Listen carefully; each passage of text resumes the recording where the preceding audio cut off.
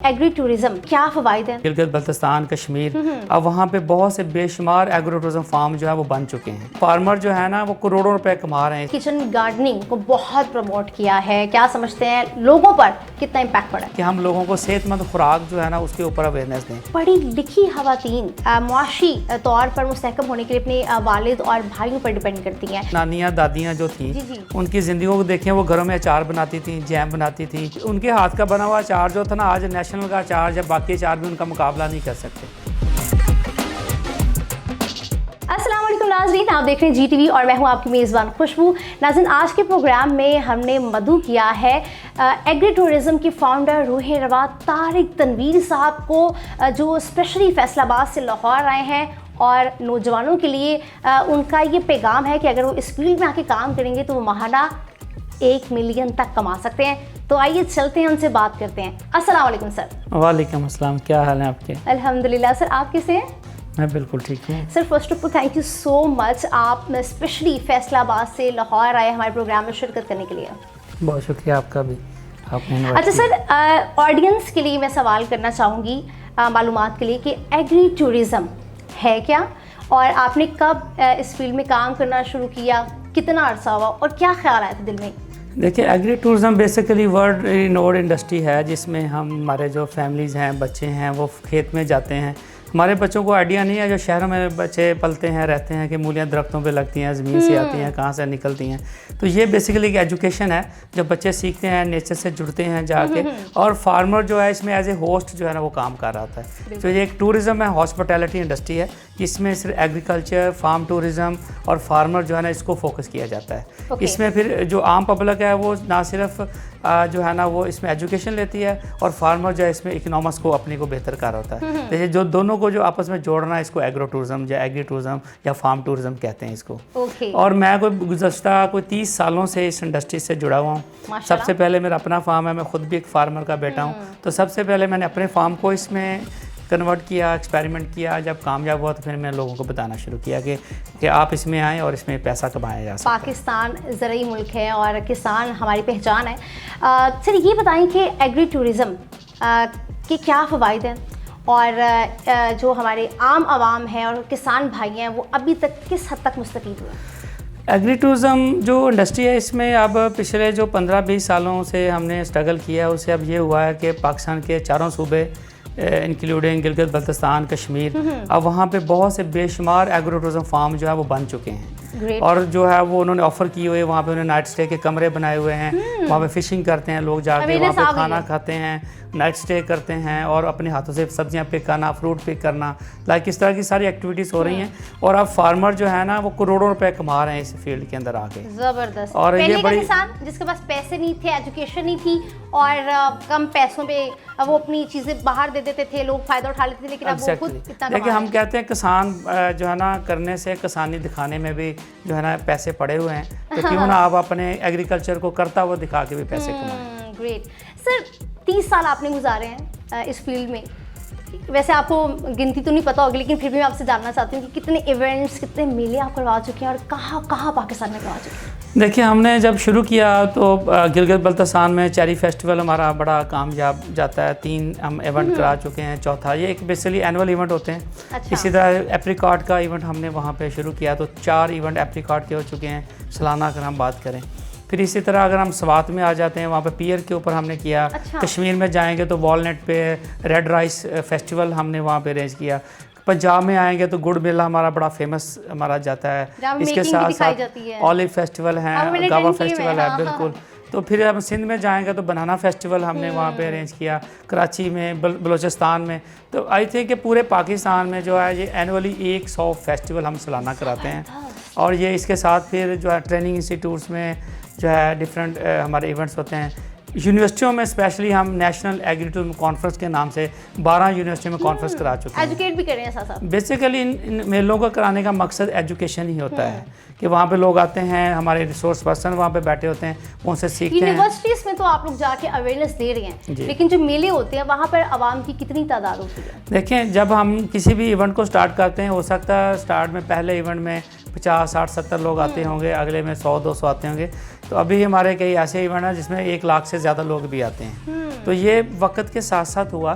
कुछ वीडियोस मैंने देखी थी, गुड़ मेला हो गया। हाँ तो उसमें तो इस तरह से ईद का सामान बिल्कुल गुड़ मेला अभी हमारा जो लाहौर में हुआ, इसमें 30,000 लोग थे और उसमें हमारा जो फार्मर जो थे अपने वो डायरेक्टली कंज्यूमर को टोटल गुड़, अपना ब्राउन शुगर और शक्कर और बाकी गुड़ की बनी बेशुमार प्रोडक्ट जो है ना वो सेल कर रहे होते हैं। सर एक सवाल आपसे जानना चाहूँगी कि अगर कोई बंदा अपने एरिया में बिल्कुल इसी तरह से अवेयरनेस के लिए लोगों की कोई रज़ाकाराना तौर पे इवेंट करवाना चाह रहा है आपके साथ, तो एक तो ये बताएं कि उसको क्या करना होगा और दूसरा ये कि आप किस तरह से उसको सपोर्ट करेंगे। इसमें होता क्या है कि जैसे अल्लाह ताला ने ये पाकिस्तान को बड़ी एक डिवर्स कंट्री बनाया है। इसमें क्लाइमेट को देखें, हमारे मौसम देखें, हमारी जो कभी हमारे डेजर्ट हमारे पास है, समुद्र हमारे पास, रेनफॉल एरिया हमारे पास है, माउंटेन्स हैं, जो हमारे पास जो है ना स्नोफॉल एरियाज़ हैं। तो हर तरह की क्लाइमेट मौजूद है और हर तरह की क्लाइमेट के साथ से हमारे पास फसलें, सब्जियां, फल भी मौजूद हैं। जैसे किसी इलाके में कोई भी चीज़ ज़्यादा मशहूर है, सिट्रस जैसे देखें तो सरगोदा का मशहूर है, मुल्तान का मैंगो मशहूर है, चकवाल का जो आलू मशहूर है। इसी तरह जो बाकी चेरी में जाए तो वहाँ गिलगित बल्तिस्तान में, बनाना जाएंगे तो सिंध की एक मोनोपोली क्रॉप है। तो किसी भी इलाके में कोई भी बंदा जो उसके पास वहाँ की सब्ज़ी है, जब मशहूर फ्रूट है या वहाँ की वो फसल है जिसके ऊपर वो इवेंट कराना चाहे, तो उसी सब्जी और फल को लेके अपने इलाके की पहचान बनाए और अपनी पहचान बनाए। तो हम क्या करेंगे, हम उनको एक प्लेटफॉर्म देंगे जो हमारा एग्रो टूरिज्म का प्लेटफॉर्म है जिस पे लाखों हमारे फॉलोअर्स हैं। हम वहाँ उनका एक इवेंट क्रिएट कर देंगे अपने फेसबुक के ऊपर और वहाँ पे लोगों को लेके जाएंगे। वहाँ पे साइंटिस्ट हम ले जाएंगे, एक्सपर्ट्स को वहाँ पे ले जाएंगे, इंडस्ट्रीज़ को वहाँ पे ले जाएंगे। उसकी प्रोडक्ट जो ज़ाया होती है उसकी वैल्यूडेशन कैसे करनी है उसके ऊपर हम वहाँ पे उनके एक्सपर्ट्स ले जाएंगे। तो जब सारे लोग हम ले जाएंगे तो वहाँ के जो फार्मर भी आ जाएंगे, तो उनको आपस में जुड़ेंगे, वो लर्न करेंगे कि अपनी चीज़ों को ज़ाया होने से कैसे बचाया जा सकता है। सर वो तो रज़ाकाराना तौर पे ये इवेंट करवा रहे हैं, तो क्या आप वैसे ही सपोर्ट करेंगे या कुछ चार्जेस भी करते हैं? नहीं, इसमें देखें ये तो हमारा तो मेन मकसद ही एग्रीटूरिज्म इंडस्ट्री अवेयरनेस क्रिएट करना है। तो इसमें हम तो किसी से पैसे चार्ज नहीं करते। अगर फार्मर जो है या कोई वहाँ की लोकल कम्युनिटी करना चाहे तो हम तो कई जगहों पे तो अपने खुद से पैसे लगा रहे होते हैं। और अगर फार्मर वहाँ के मिलके एज ए फार्मर कम्युनिटी काम करते हैं, को स्ट्रॉन्ग करने के लिए आप बेसिकली हम एक एग्रीकल्चर कंट्री हैं, तो हम एग्रीकल्चर इंडस्ट्री को इतना प्रमोट करना चाहते हैं कि एग्रीकल्चर इंडस्ट्री एक प्रॉफिटेबल इंडस्ट्री बने। क्योंकि हम 75 सालों में 76 सालों में हमने एग्रीकल्चर कंट्री होने के बावजूद हमारा फार्मर जो अपनी किस्मत भी नहीं बदल सका, वो अपनी फीसों बच्चों की फीसें नहीं पूरी कर पाता।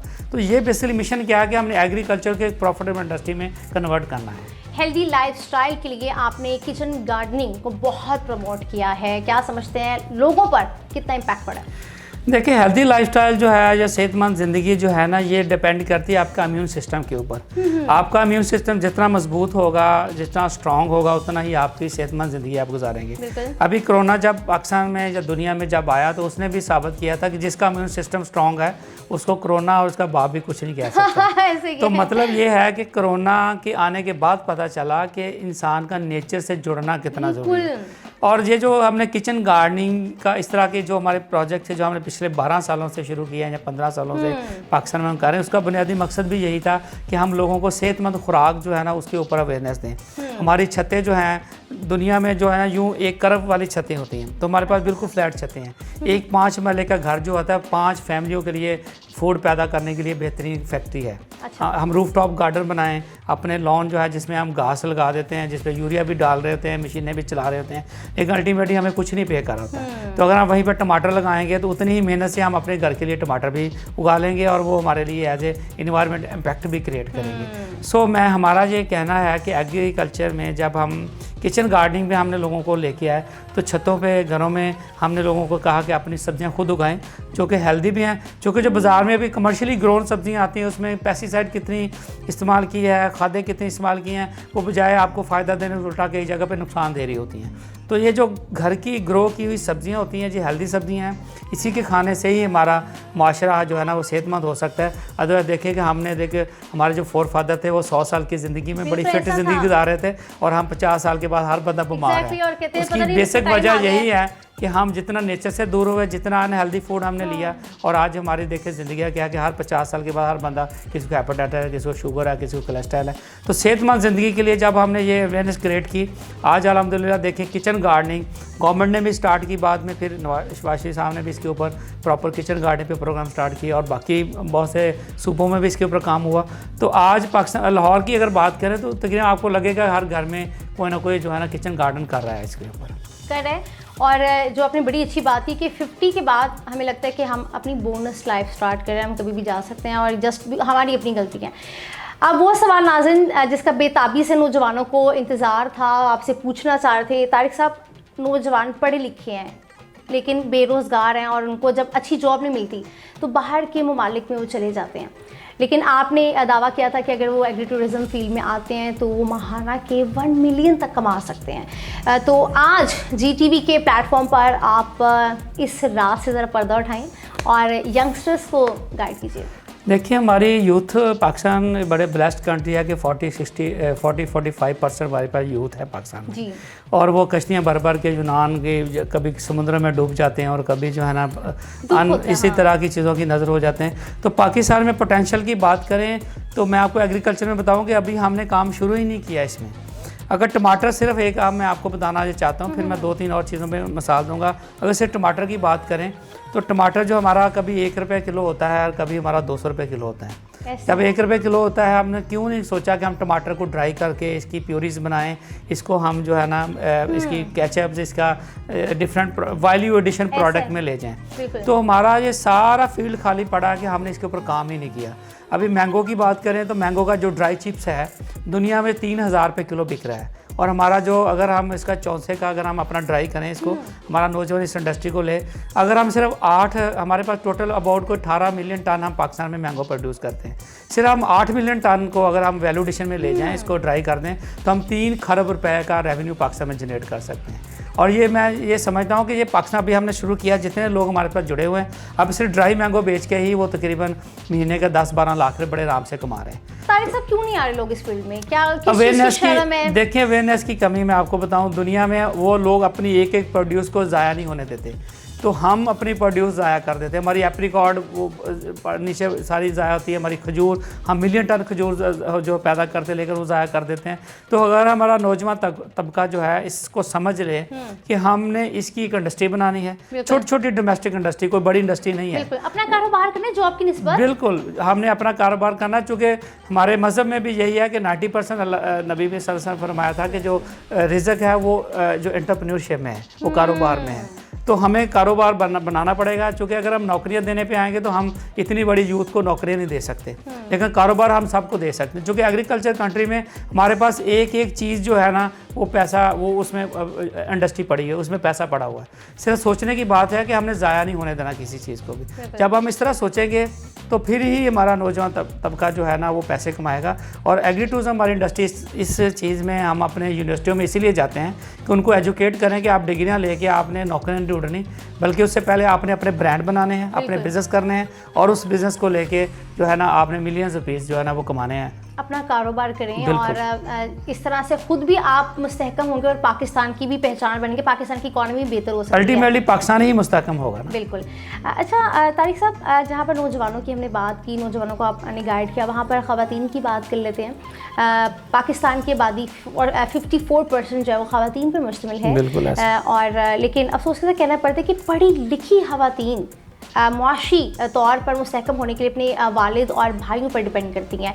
तो इस हवाले से मैं ये जानना चाहूँगी कि एग्री टूरिज़म डिपार्टमेंट में ख़वातीन की जॉब्स के लिए, रोज़गार के लिए क्या क्या मौक़े हैं ताकि ख़वातीन जो हैं वो अपने पैरों पे खड़ी हो सकें? देखिए, ये पाकिस्तान में ख़वातीन की अगर हम बात करें, जैसे आपने कहा कि 54% हैं, तो ख़वातीन जो हमारी अगर हम अपनी नानियाँ दादियाँ जो थीं उनकी ज़िंदगी को देखें, वो घरों में अचार बनाती थी, जैम बनाती थी, और वो इतने ज़बरदस्त किस्म की वैल्यू एडिशन प्रोडक्ट बनाती थी, वो इतनी अच्छी टेक्नोलॉजिस्ट थी कि साग भी बनाती थी। आज उनके हाथ का बना हुआ अचार जो था ना, आज नेशनल का अचार या बाकी अचार भी उनका मुकाबला नहीं कर सकते।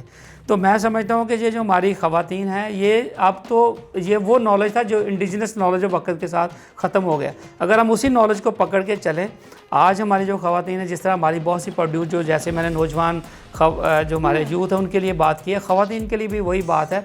अगर वो जैसे अचार बनाने की इंडस्ट्री घर से स्टार्ट करती हैं, आजकल सोशल मीडिया का टाइम है, अपना ई कॉमर्स के ज़रिए अपना पेज बनाएं और अपनी चीज़ें बेचें, तो बहुत से ख़वातीन इसमें आई हैं और बेशुमार पैसा कमा रही हैं। एक एक प्रोडक्ट को पकड़ा है उन्होंने, उसी को लेके उन्होंने जो है ना वो अपनी इंडस्ट्री बनाई है।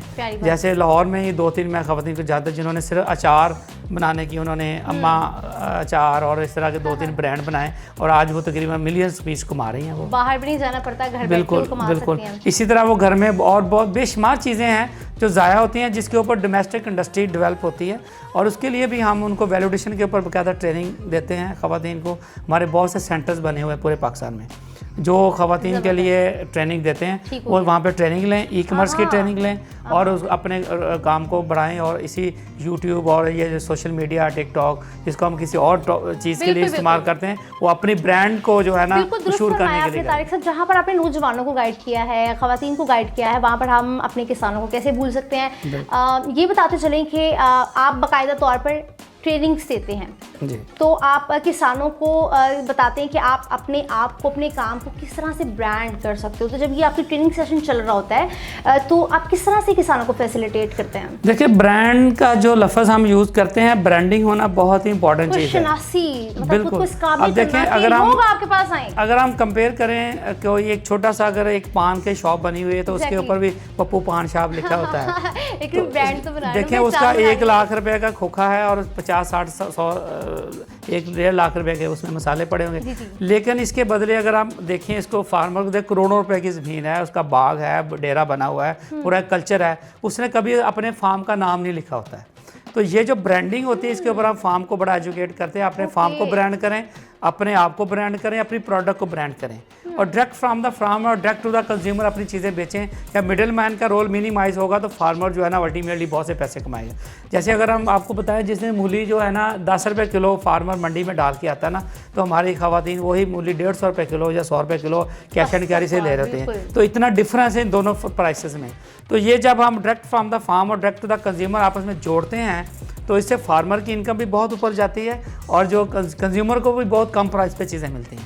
तो ये जो कनेक्टिविटी है, इससे फार्मर की ब्रांडिंग में कंज्यूमर को भी फ़ायदा हो रहा है, फार्मर को भी फ़ायदा हो रहा है। बेसिकली सर, मैंने आपकी बातों से ये नोट किया कि हमारे जो किसान भाई हैं, अवेयरनेस की कमी की वजह से हाँ जी, वो तरक्की नहीं कर पाए। लेकिन माशाल्लाह से, क्योंकि अब आप जैसे बहुत से अच्छे लोग माशाल्लाह तो फाउंडर भी हैं, अब निकल पड़े हैं और काफ़ी हद तक हमारे किसान भाई जो हैं वो अच्छा कमा भी रहे हैं और उसको ब्रांड बना लिया है। अच्छा सर, आगे चलते हैं। अगर हम एग्री टूरिज़्म डिपार्टमेंट को इंटरनेशनल लेवल के सिनेरियो पर अगर ज़रा देखें तो एशियन कंट्रीज़ जिसमें मैं आपको थाईलैंड, फिलिपाइंस हो गई या कनाडा, अमेरिका हो गई, उन्होंने बहुत अच्छा काम किया एग्री टूरिज़्म की फील्ड में अगर देखा जाए। तो ये बताएं कि हमारा पाकिस्तान कहाँ खड़ा है? देखिए, पाकिस्तान में जब हम एग्रो टूरिज्म की बात करते थे तो ये तो लोगों को समझ ही नहीं आती थी कि ये क्या बात कर रहे हैं। ऐसे ही है। हम दुनिया से 20-30 साल आज भी पीछे ही हैं, वो जब हर फील्ड के अंदर ही।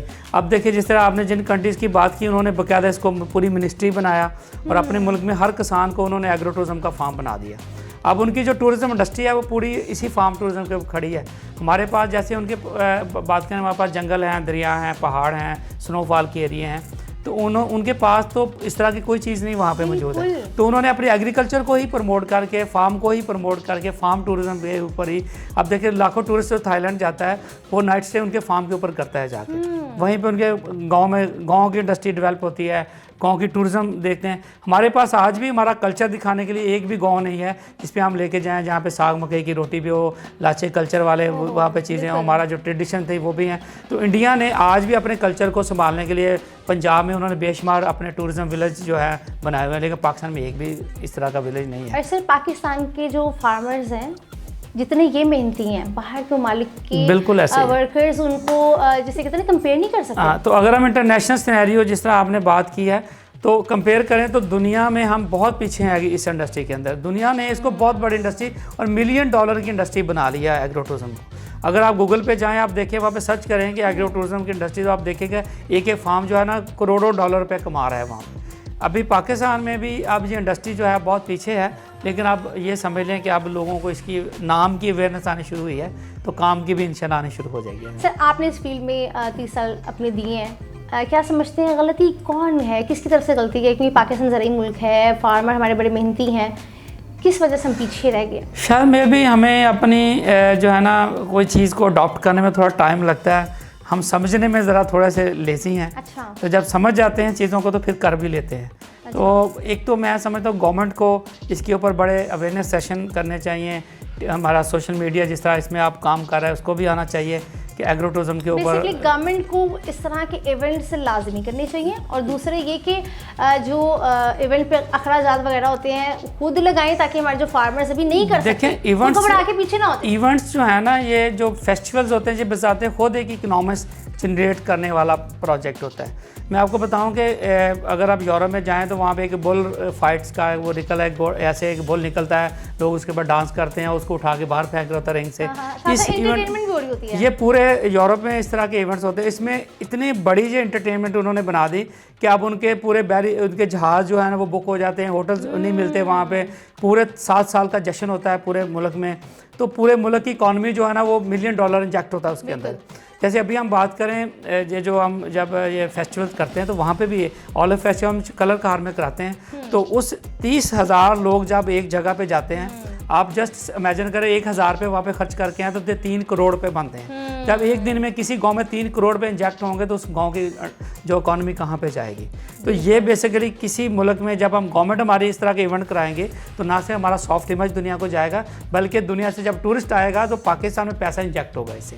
हमारे जहाज़ों से पैसे आएंगे, हमारे रूम रेंट से पैसे आएंगे, हमारे खाने बिकेंगे। तो ये लोकल इंडस्ट्री को प्रमोट करने के लिए गवर्नमेंट को चाहिए इस तरह के फेस्टिवल्स, एग्रीकल्चर मुल्क होने के नाते हमारे टोटल फेस्टिवल एग्रीकल्चर फेस्टिवल होने चाहिए।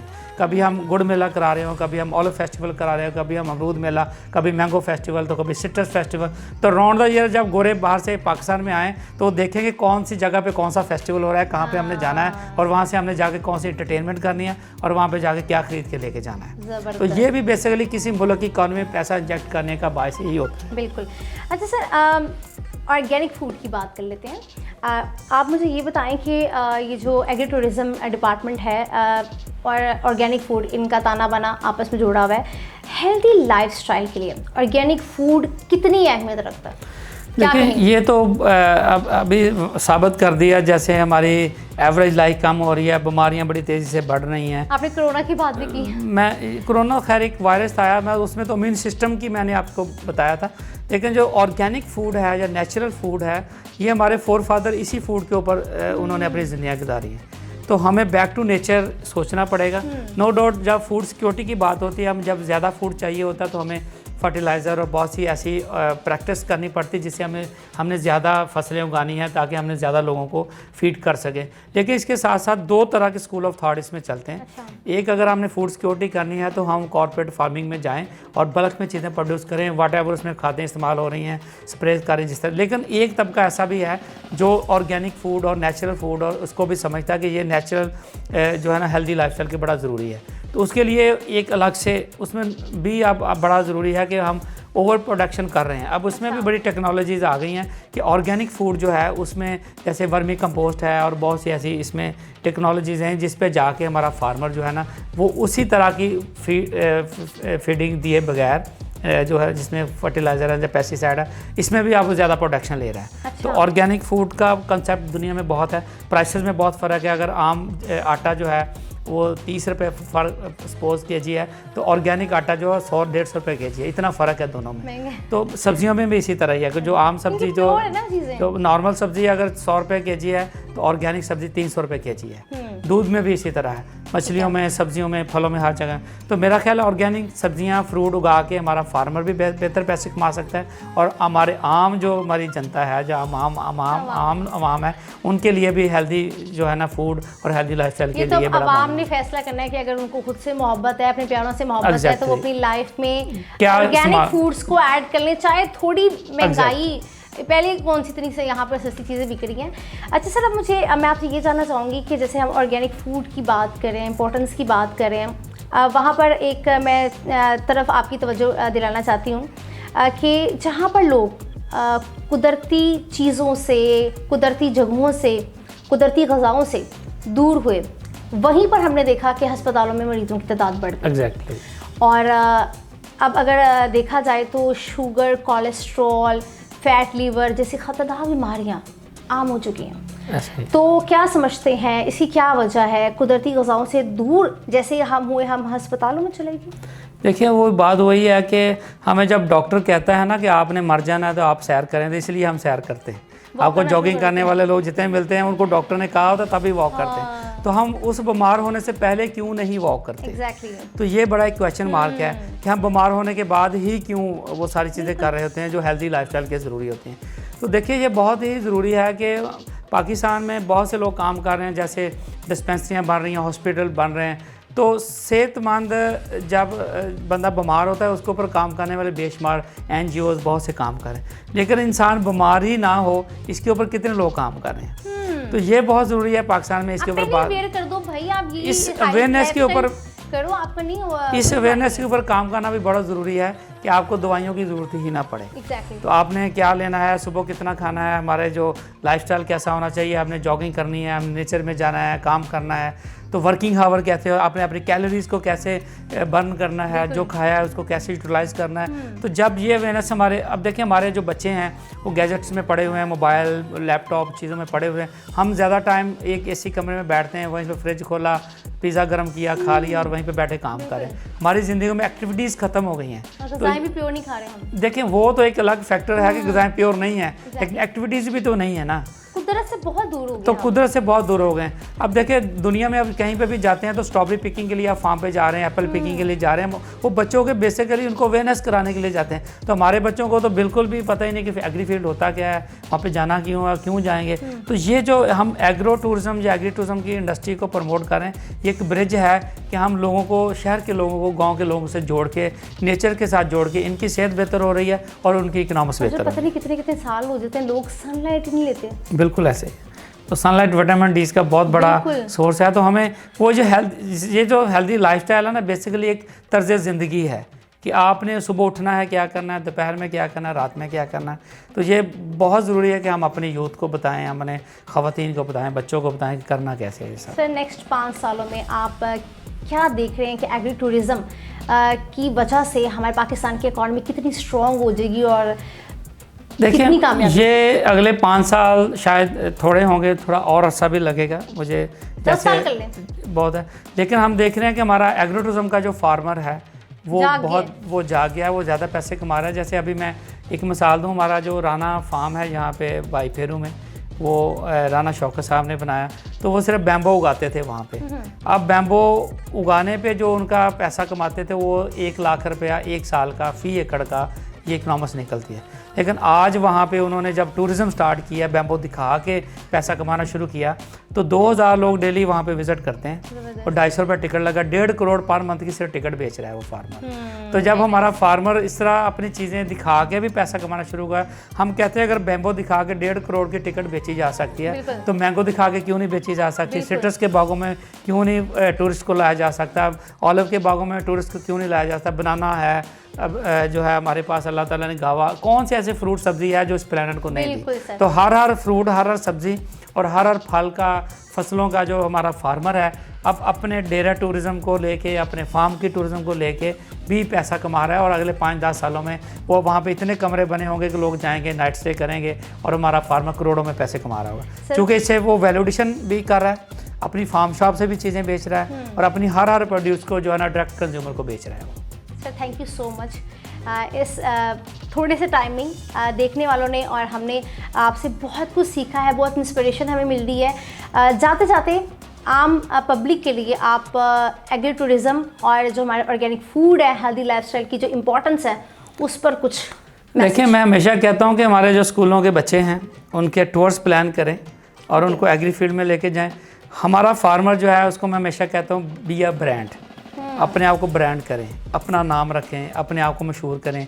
सोशल मीडिया, टिकटॉक, ये सारी चीज़ें, इसका प्रोडक्टिव इस्तेमाल करना सीखें। प्रोडक्टिव इस्तेमाल यही है कि आप अपनी जो भी उगाते हैं, जो भी आप वहाँ पे अपनी फसल उगाते हैं, उसको सोशल मीडिया के through direct to the consumer, direct from the farm चीज़ें बेचें, अपनी प्रोडक्ट ब्रांड करें, वैल्यूडेशन पे जाएँ और इसी तरह आप हेल्दी लोगों के लिए हेल्दी फूड जो है ना अपने फार्म से उनको बेचें, वो भी हेल्दी होंगे और आपकी इकनॉमी से बेहतर होगी। Thank you so much sir, बहुत बहुत शुक्रिया। जी नाज़रीन, मैं उम्मीद करती हूँ कि आज का प्रोग्राम से आपने बहुत कुछ सीखा होगा और बहुत ज़्यादा अवेयरनेस ही मिली होगी। मुझे तो सर की बातों से बहुत इंस्पिरेशन मिली है, बहुत कुछ सीखने का मौका मिला है। और प्लीज़ कुदरत के करीब हो जाएं, जितना आप कुदरत के करीब होंगे आपकी हेल्थ अच्छी होगी और आपको आपके प्यारों की लंबी उम्रें होंगी। तो बड़ा खूबसूरत सर ने मैसेज दिया, और जो नौजवान है वो इस कारोबार की तरफ आएँ ताकि वो अपने आप को भी स्ट्रॉन्ग कर सकें और पाकिस्तान को भी मुस्तहकम कर सकें। इस खूबसूरत मैसेज के साथ अपनी मेज़बान खुशबू को दीजिए इजाज़त।